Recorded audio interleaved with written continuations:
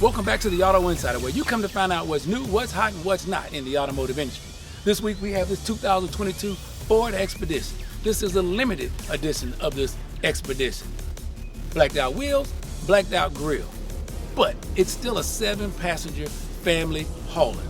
How well does this Expedition hold up after all these years of one of the original full-size SUVs? Well, let's not waste any more time out here. Let's go inside where all the fun happens in this 2022 Expedition.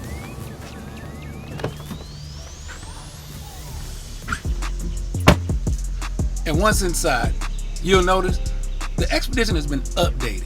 A lot of new modern features in here to make this feel like the Mustang Mach-E. And I say that because of this new infotainment system. It seems that consumers now are requiring a larger infotainment system to interact with while they're driving. And like the Mach-E from Ford, this one has a huge screen here. This is gonna be a thing. So whether you like it or not, you might as well get used to it. This is where we're going when it comes to infotainment, even in our full-size SUVs. But that's not where things have stopped here in the upgrades for the Expedition.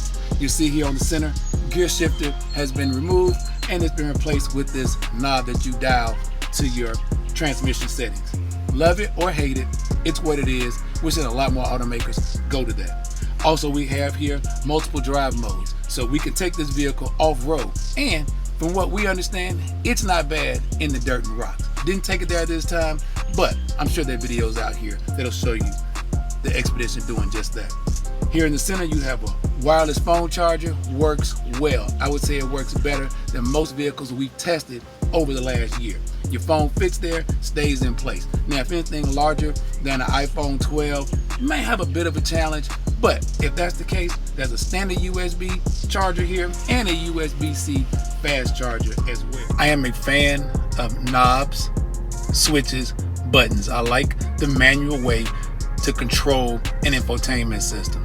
The only manual buttons here is this volume control. Everything else is touchscreen. Here's how you control your temperature. You tap this and then you can slide up and down. And while it may seem a little odd to do it this way, I have found that while I'm driving, I have been able to manipulate that without looking away from the road. Here's how you control your heated and cooled seats. Here's how you control your heated steering wheel and your fan speeds. Not terrible. If you want to go to your manual radio stations, this then becomes an issue because then I have to go in here and type in my stations and hit enter while I'm driving. I would recommend you absolutely program your radio stations before you ever start moving. There's also this feature. My 14-year-old loves it. Not really sure what the purpose of it is, but it allows you to go in here and sketch on the screen.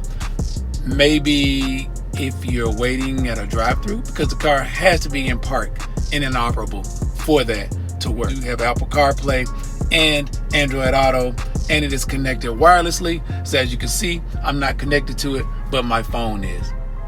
When I tap on the vehicle here, it allows me to go in and check through things like controls and settings.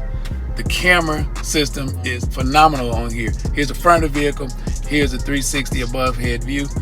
The cameras are there on the outside mirrors that allow it to put together this picture. Great for families. I'm gonna always highlight this whenever I talk about a family vehicle, because this is where you prevent things like running over your kids' toys or even your kids or your pets.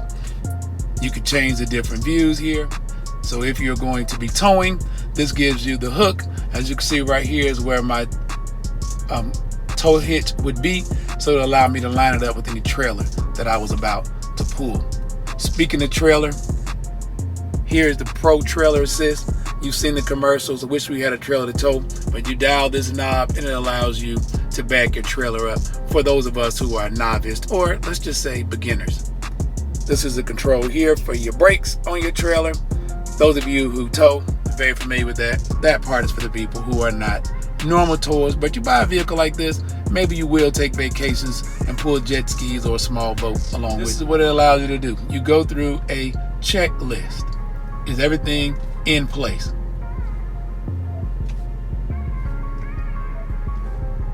This allows for one person to go in, hook up, and tow a trailer without necessarily having to have the assistance of another person.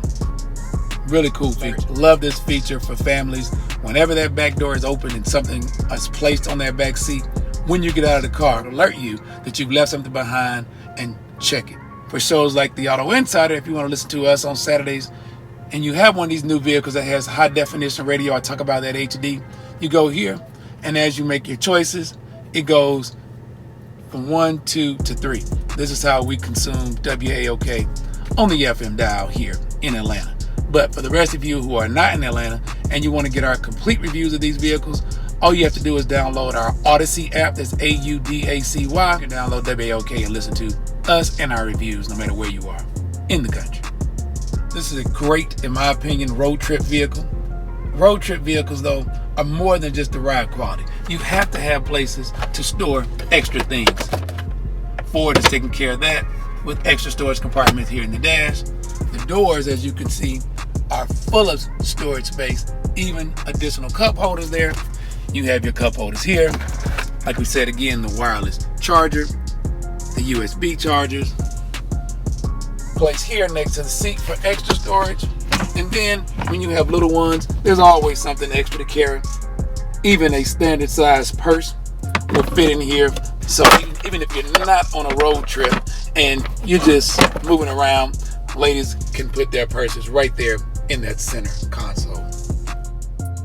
On this limited edition, you also have this nice contrasting stitching along the seats. I think Ford did a really good job with that.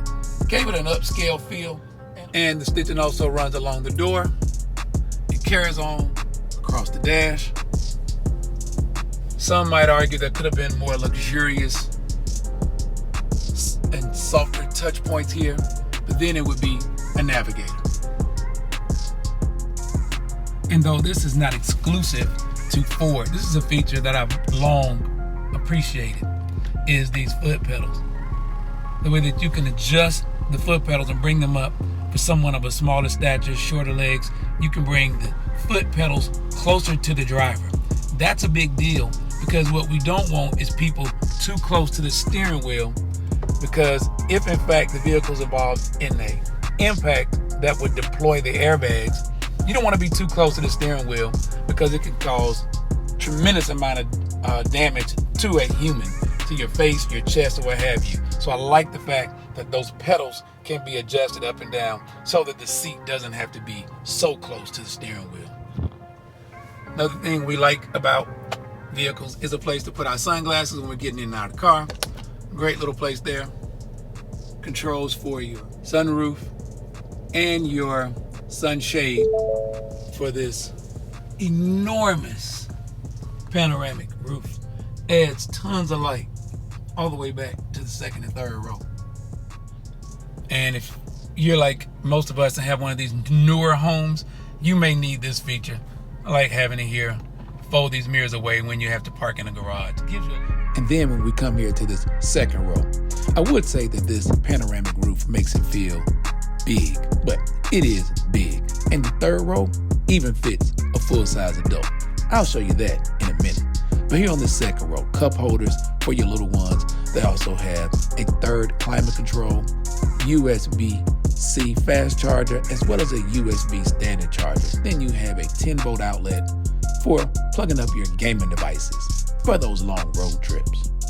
So for a full-size SUV, this thing has to be easy to get in and out of this third row. Getting in, not so bad. Seat moves out of the way, pulls right back in place. Tons of leg room and good headroom. But how do we get out? Not quite as easy, but your little ones, this will be no problem at all. And speaking of no problem, accessing the cargo area. Full-size SUV, you got plenty of room behind this third row. But if you need more, power folding third row gets that seat right out of your way. There's a little bit of underfloor storage here, and there's also a cargo net. So when you want to keep things from moving around here in the back. I hate when things fall out when you open this back door. Other side folds flat in the floor. And again, manual folding for the second row. You can't get the second row back up that way, but it's easy to get it down. So, trip to the big box store, no challenges getting everything you need in the back of this full-size SUV. So, if you ever needed an argument for having a full-size SUV, use this Expedition as your example.